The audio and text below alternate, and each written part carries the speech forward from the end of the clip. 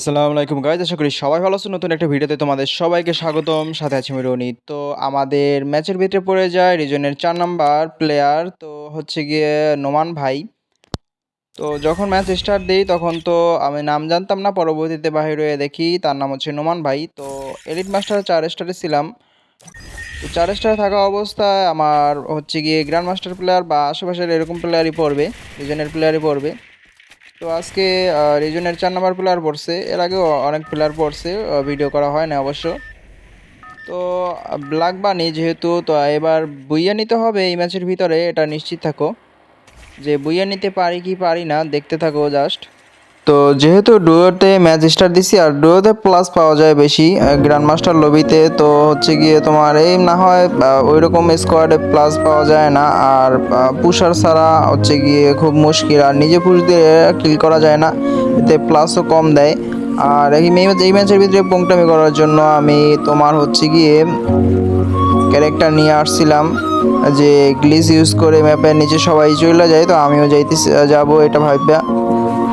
তো এখান থেকে কিছু টোকেন কালেক্ট করি, আমার টার্গেট হচ্ছে গিয়ে 1400 টোকেন নেওয়া, হচ্ছে ডেঞ্জার কিনবো। একটা ডেঞ্জার কিন না, দেখো সামনে দুইটা প্লেয়ার ছিল, তো আমি দেখতে পাই না, আমি তো বলছি একটা প্লেয়ার। তো আমি এখান থেকে ডেঞ্জারটা কিনা নেই, এর ভিতরে তো দুটো প্লেয়ার আইসে পড়ছে, ভাগ্য ভালো যে আমাকে একটু যেন মাইরে দেয় নাই।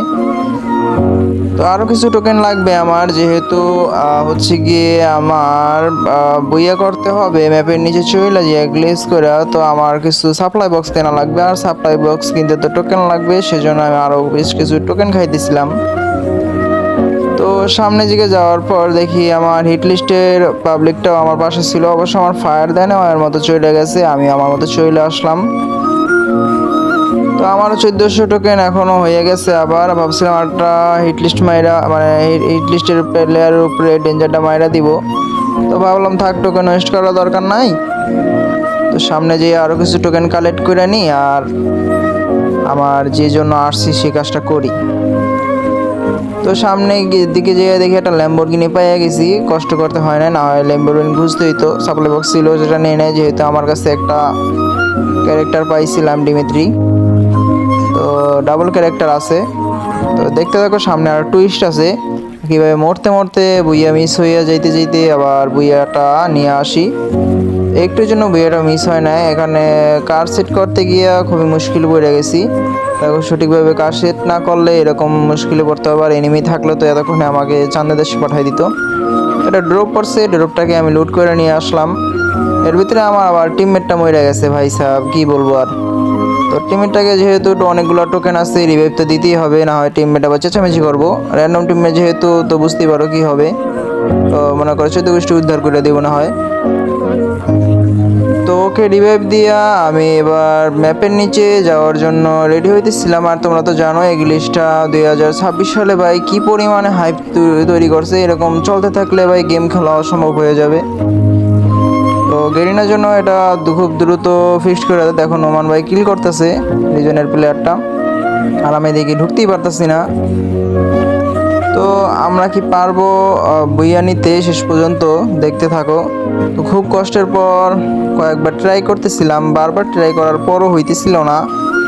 তো এবার খুব কষ্টের পর হয়ে গেছে একবারই, সমস্যা নাই।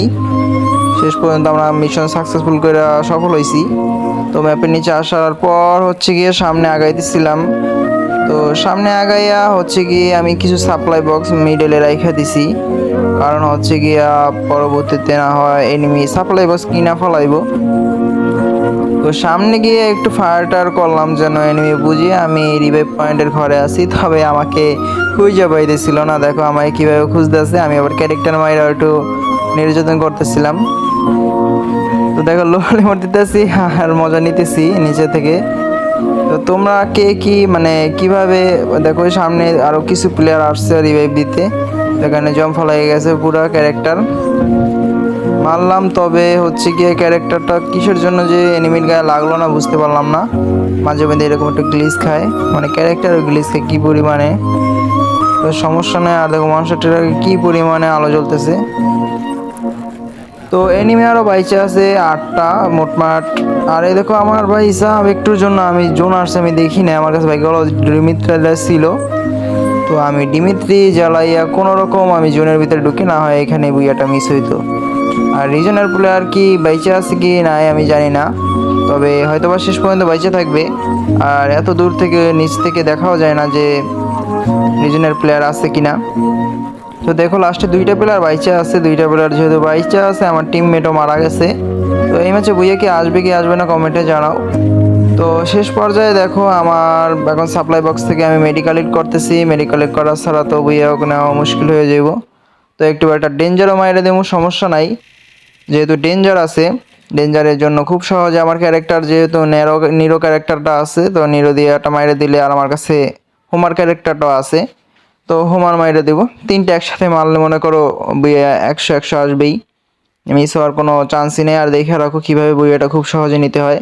তোমরা যারা ট্রাই করবা এভাবে বুইয়াটা নিতে পারবা। আর খুব সময় মতো যদি ডেঞ্জার না মারতে পারো, তাহলে পরবর্তীতে তোমরা মুসিবতে পারবা।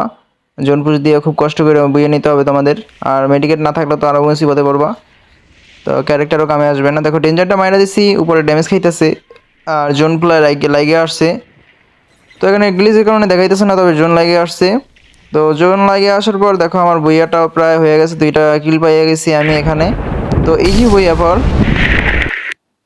আমরা ম্যাপের বইয়া ইজি নিয়ে নেই যেহেতু। তো আমার র্যান্ডম টিম নেবল বলতেছে, ভাই সাহেব আমাকে একটু শিখাই দেবা কীভাবে তুমি এই বইয়াটা মানে করছো, বা আমাকে একটু শিখাই দাও আমার ম্যাপের নিচে নিয়ে ইয়া। তা আমি বললাম ঠিক আছে ভাই, তুমি যেহেতু বলতেছো, আমি আবার মাইক অন করি নাই, তো মাইক অফ রেখে বলতেছিলাম আচ্ছা ওকে ঠিক আছে, ম্যাপের শেষে আমি তোমাকে বলবো আর একটা নতুন ম্যাচ স্টার্ট কইরা। দেখো রিকোয়েস্ট অ্যাকসেপ্ট করে নিয়ে তো আমার বলতেছে, ভাই কিভাবে কি করলাম আমাকে একটু শিখাই দাও।